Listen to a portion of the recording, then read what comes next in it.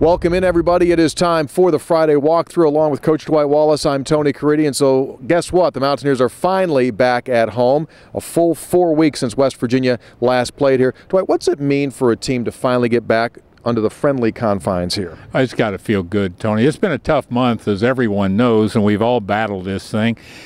Being home is just great, and especially being at home at West Virginia, I think is just especially good. The kids have to feel good about it. I think that from what I hear, they've been bouncing around in practice. I think they'll be excited to play here. The big question about this Mountaineer team is, yes, you have just played some of the best teams in all of college football this season. Exactly where do you fit in? If you're not one of the top 5 teams in the country, we might still not know what the real true deal on this Mountaineer team is. Yeah, and I think when you start comparing stats this time of year, I think stats start to mean something, except in the Big 12.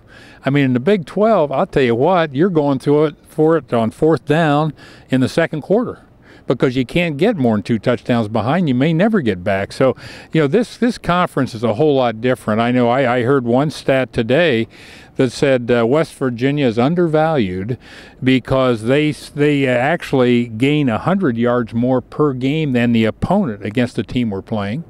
And our defense allows 92 yards less. So they're saying that's an undervalued team, and it shows that we're competing pretty well, better than the rest of the people on their schedule. Obviously, execution was a problem against TCU offensively for the Mountaineers. Skylar Howard threw some great balls in that game. He needs some help. Got to execute, and you got to finish plays off. Tony, I can't remember us dropping passes. I was thinking, really, that game on the way back, I can't remember us dropping passes in earlier games. And these are freshmen, redshirted freshman kids that I thought would drop balls early. Right. But in this big game, we did. We got behind them 4 times. We dropped 4 of them. That's 28 points. That's probably a ball game right there. And all of a sudden, that skews all the stats and everything in our favor. Final thought from you here about Texas Tech's offense. Pat Mahomes is the quarterback, very, very good, very talented. They score quickly.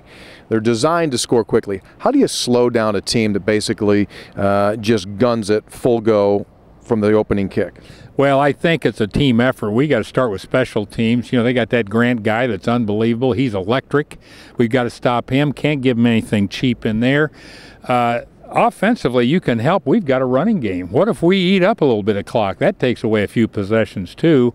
And then defensively, you got to know they're going to get some, but let's play as hard as we can. This team I saw where they have had over 10 touchdowns have been 1 minute or less.